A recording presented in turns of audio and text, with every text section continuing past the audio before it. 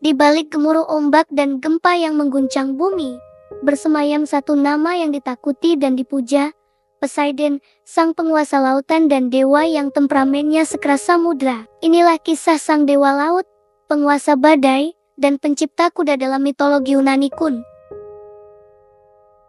Poseidon lahir sebagai putra dari Kronos dan Rhea, saudara dari Zeus dan Hades. Sejak kecil, ia telah menjadi bagian dari kisah perebutan kekuasaan para dewa. Kronos, sang ayah, menelan semua anaknya karena takut akan ramalan yang menyebutkan bahwa salah satu anaknya akan menggulingkannya. Namun, Poseidon akhirnya dibebaskan oleh Zeus setelah Kronos dipaksa memuntahkan anak-anaknya. Setelah kemenangan melawan Kronos, tiga bersaudara ini membagi dunia. Zeus mendapatkan langit, Hades menguasai dunia bawah, dan Poseidon menjadi penguasa lautan. Dengan trisula ajaib pemberian Cyclops, Poseidon pun berkuasa atas samudra, sungai, danau, serta semua makhluk air. Poseidon dikenal dengan sifatnya yang temperamental, seperti lautan yang tenang namun bisa berubah menjadi ganas kapan saja. Ia juga dijuluki pengguncang bumi karena kemampuannya menimbulkan gempa dengan trisulanya. Kekuasaan Poseidon tak hanya di lautan, tapi juga di bumi dan makhluk darat seperti kuda. Ia menciptakan kuda pertama sebagai hadiah bagi manusia. Kehidupan Poseidon penuh warna, mulai dari persaingan dengan dewa lain hingga kisah cintanya yang rumit. Trisula Poseidon adalah senjata sakti yang menjadi simbol kekuasaannya atas lautan. Dengan trisula ini, ia mampu menenangkan badai atau sebaliknya, menciptakan ombak raksasa yang menenggelamkan kapal-kapal. Trisula juga digunakan Poseidon untuk menimbulkan gempa bumi, sehingga ia dijuluki Enosikton atau pengguncang bumi. Senjata ini dibuat oleh Cyclops, sama seperti petir milik Zeus dan helm milik Hades. Trisula menjadi lambang otoritas dan kekuatan mutlak Poseidon di dunia air. Setiap kali trisula itu diayunkan, para pelaut dan nelayan akan berdoa agar lautan tetap tenang. Selain sebagai senjata, trisula juga menjadi simbol keseimbangan antara penciptaan dan kehancuran di tangan Poseidon. Trisula juga sering muncul dalam berbagai karya seni dan patung-patung kuno sebagai identitas utama sang dewa laut. Poseidon jatuh cinta pada Amphitrite, seorang nimfa laut yang cantik. Namun, Amphitrite awalnya menolak lamaran Poseidon dan melarikan diri ke ujung dunia. Poseidon tak menyerah. Ia mengirim lumba-lumba untuk membujuk Amphitrite. Akhirnya, Amphitrite luluh dan menerima Poseidon sebagai suaminya. Dari pernikahan ini lahirlah Triton, makhluk setengah manusia setengah ikan, dan beberapa keturunan lain yang juga berkuasa di lautan. Kisah cinta mereka menjadi simbol keseimbangan antara kekuatan dan kelembutan di lautan. Amphitrite dikenal sebagai ratu yang bijaksana dan mampu menenangkan amarah Poseidon. Pernikahan ini juga menandai awal kejayaan kerajaan laut Poseidon, di mana semua makhluk laut tunduk pada kekuasaannya. Namun, kehidupan rumah tangga mereka tak selalu damai karena sifat Poseidon yang mudah marah dan suka berselingkuh. Poseidon pernah bersaing dengan Athena untuk menjadi pelindung kota Athena. Poseidon menunjukkan kekuatannya dengan memukul batu hingga memancarkan air asin, sementara Athena menumbuhkan pohon zaitun. Warga Athena memilih Athena sebagai pelindung kota karena pohon zaitun lebih bermanfaat. Poseidon marah dan menyebabkan banjir di Attika. Namun, akhirnya warga Athena juga memuja Poseidon untuk menenangkannya. Kisah ini menunjukkan sifat Poseidon yang mudah tersinggung namun juga bisa diredakan dengan penghormatan. Persaingan ini juga memperlihatkan pentingnya kompromi dan penghormatan dalam mitologi Yunani. Poseidon akhirnya menerima kekalahan dan tetap dihormati sebagai dewa laut di Athena.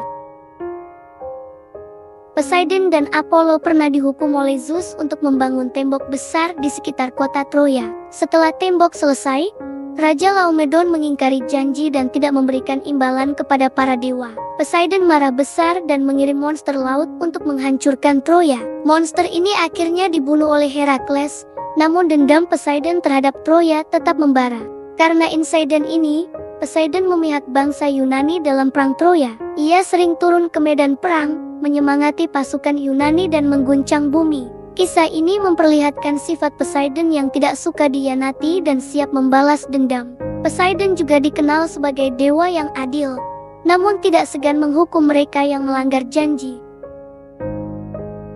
Dalam perang Troya, Poseidon memihak bangsa Yunani. Ia sering turun ke medan perang untuk membantu mereka, kadang-kadang menyamar sebagai manusia. Poseidon mengguncang bumi dan membuat pasukan Troya ketakutan. Namun, ia juga pernah menyelamatkan Aeneas, pahlawan Troya, karena Aeneas ditakdirkan menjadi pemimpin di masa depan. Poseidon menunjukkan bahwa meski berpihak, ia tetap menghormati takdir dan kehendak para dewa lain. Keterlibatan Poseidon dalam perang ini memperlihatkan betapa besar pengaruhnya dalam dunia manusia dan dewa. Ia juga menjadi simbol kekuatan alam yang tak terduga di tengah konflik besar.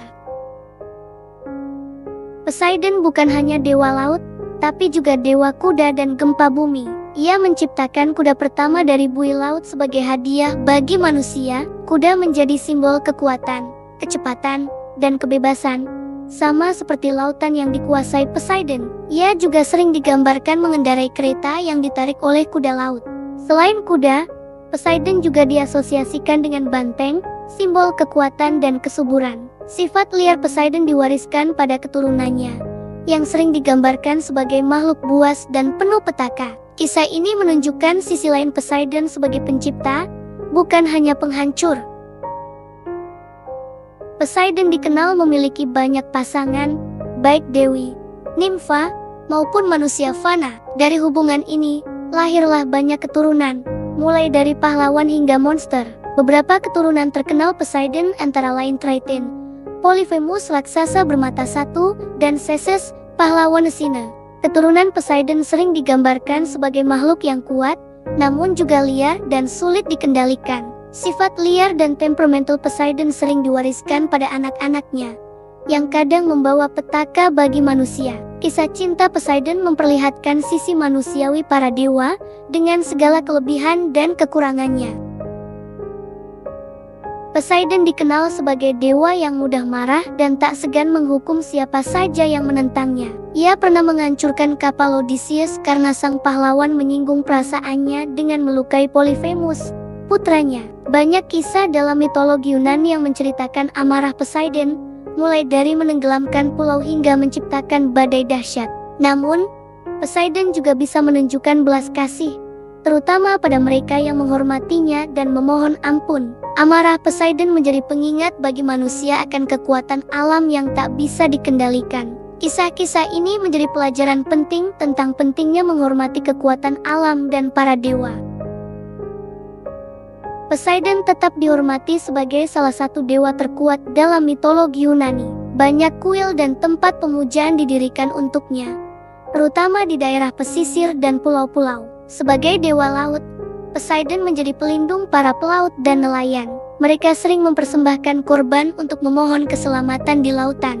Warisan Poseidon juga terlihat dalam berbagai karya seni, patung, dan cerita rakyat yang terus hidup hingga kini. Kisah Poseidon menjadi pengingat akan kekuatan dan misteri lautan yang tak pernah bisa sepenuhnya dijinakan manusia. Nama Poseidon tetap abadi sebagai simbol kekuatan, kemarahan, dan keagungan lautan dalam budaya dunia.